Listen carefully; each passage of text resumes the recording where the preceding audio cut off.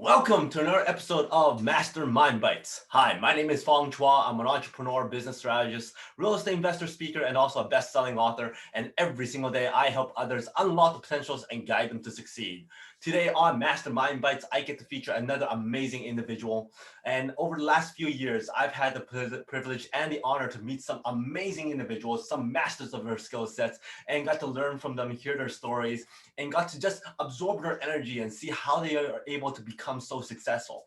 And that's why I have this show, so I can share back some of those stories, share back some of those experiences to you, and apply those lessons into our lives, into our businesses as well. Now, today I'm featuring Mr. George Ross, or what he always likes to be called, just plain old George. Every time we got to see him, he basically tells us not to call him Mr. Ross or Mr. George Ross. He wants us to just call him George, and that's just talks about how down to earth a person he is.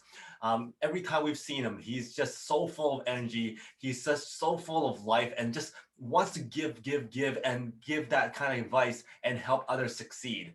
He is one of the greatest negotiators I've ever seen and witnessed, and also one of those amazing individuals who's able to kind of talk the way through things and be able to convince people on certain things and help people on expanding their businesses and really just articulate how easy it is to be able to negotiate a deal that is optimal for all sides. He's an amazing lawyer. He's a great advisor. He's a coach of Donald Trump back in the day. He has over 60 plus years of great experience. He's been on the radio. He's been on TV. He's the former executive vice president and senior counsel of the Trump organization until he ran for presidency, and then he kind of left the company after that.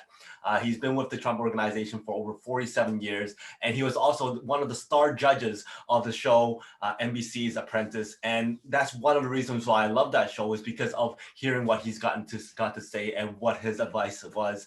And he's always got that gem of a thought and gem of a comment to make that show even better.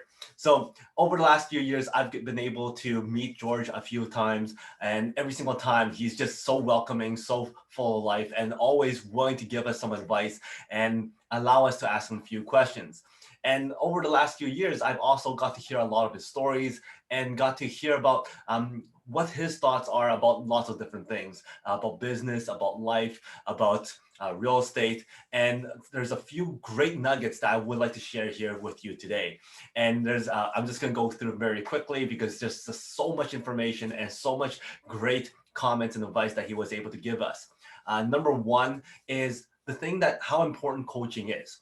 He's always kind of looked back and said he always wished he had a coach that he was able to bounce ideas off of, somebody who could guide him along. And he's always kind of went back and thought, wow, I would have been so much more successful than I am now if I had that coach to help me along. And that's why he's so willing to help others, so willing to coach others and share his experiences, because he knows the benefit of helping others succeed. The powers of having a coach.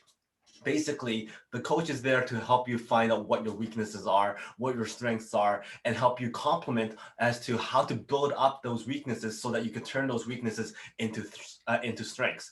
And your coach is the one that does not benefit or does not lose whether or not you apply the advice that they give you. They're not there for that monetary gain. They're there to really help you out and get you to where you need to be. Now, you do have to pay for their time, but that coach is absolutely vital for people's success. And he's been able to help many, many people achieve the successes that they've never dreamed of achieving.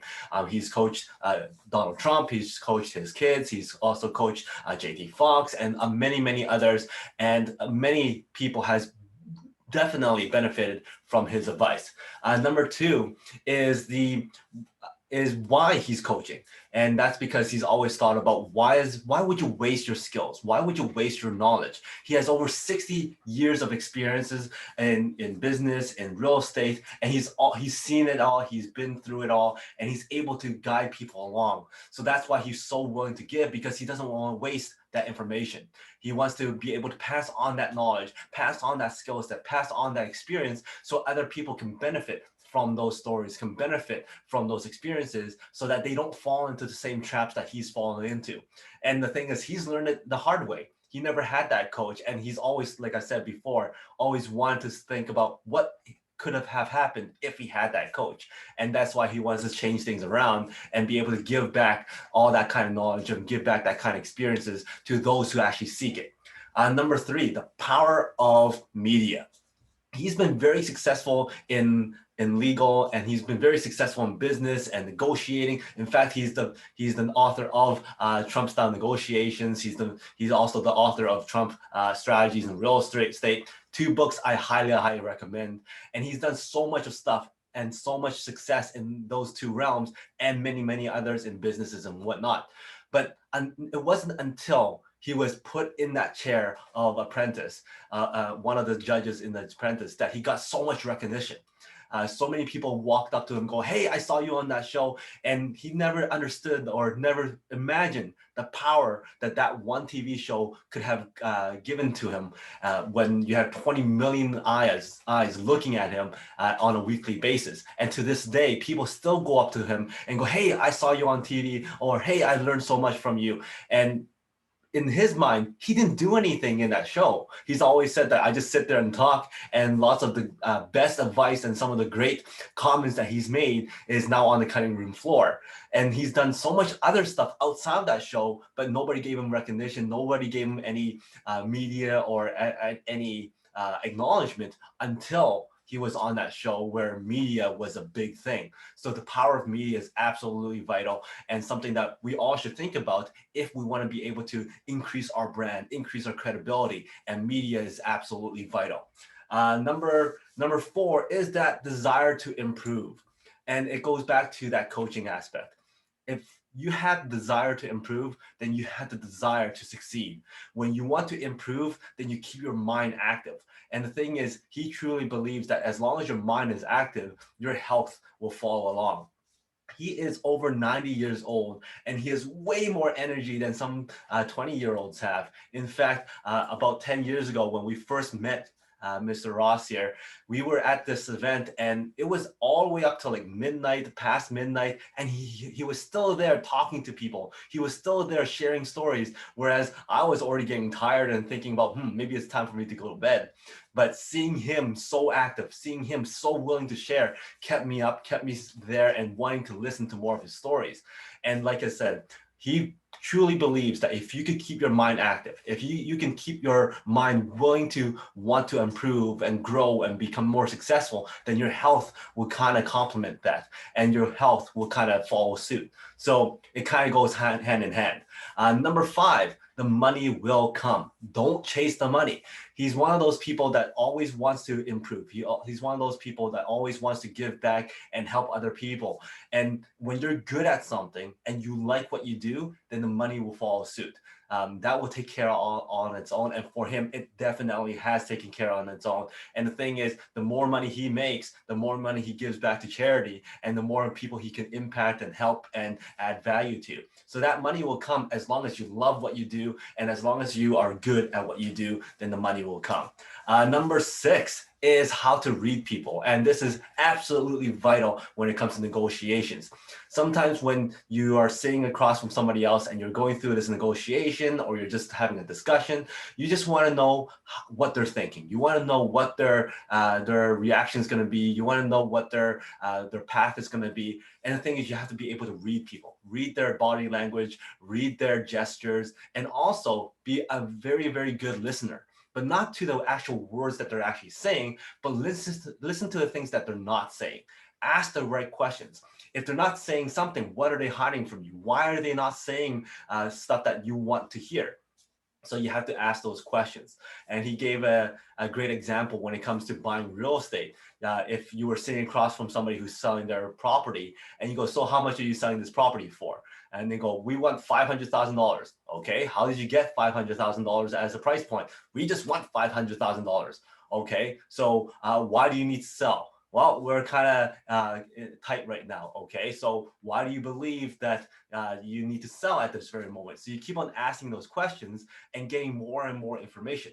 The more information that you get, the more blanks that you fill up. So the more you get to find out what they're not telling you, because they may not tell you information at the first question. After 3, 4, 5 questions, you might go, okay, you know what? I think I'm only going to be willing to offer you $250,000. Now, if they say, "Ooh, that's too low," or "Nope, not selling," that's two different answers or two different scenarios that you can act on. And based on the answers that they give you, you could start finding out what's behind the lines or what's between the lines or what they're not telling you. And you can ask more questions to get to the answers or to come up with the right next question to ask or to come up with the right decision. And that's all negotiations. That's all reading between the lines. And that's all reading the person that's across from you, which is absolutely vital in any success, in any relationship, and in any partnership or any deal. So that's something that's very vital, being able to read people and listen to the stuff that's not being said. And number 7 is having that courage to improve, having that courage to gain knowledge, having that courage to go and accept your weaknesses and accept what your coaches tell you, accept what the experts are telling you, because it takes one very special individual to sit there and go, you know what, you're right. I really do need to improve on this aspect, or yes, that is one of my weaknesses and I need to change that up, and accept that kind of comment so that you can improve and grow and become more and more successful. So number 7, yeah, you have to have the courage to be able to improve, to have that, to be willing to gain information, to be able to change, and also to deal with expertise. So those are the 7 things that I thought was absolutely vital for individual success, business success. And Mr. Ross George here has been one of those people that I've met many, many times, and every single time he's so willing to give this great advice. And these are my top 7 that I learned from him. So just to recap, number 1 is the importance of a coach. That's something that he's never had, but he's always wanted. And he couldn't imagine how much more successful he would be if he had that coach. Number 2 is, why waste knowledge that you have? Why waste the skill sets that you have? Pass those on, add back, give back to those people who wants to learn from you. Number 3, the power of media. You can't imagine how much more credibility, how many more people will see what you do and what you're good at when people are seeing you through media. Number 4, having that desire to improve. And when you have that desire to improve, your mind will be active. And when your mind is active, your health will follow suit.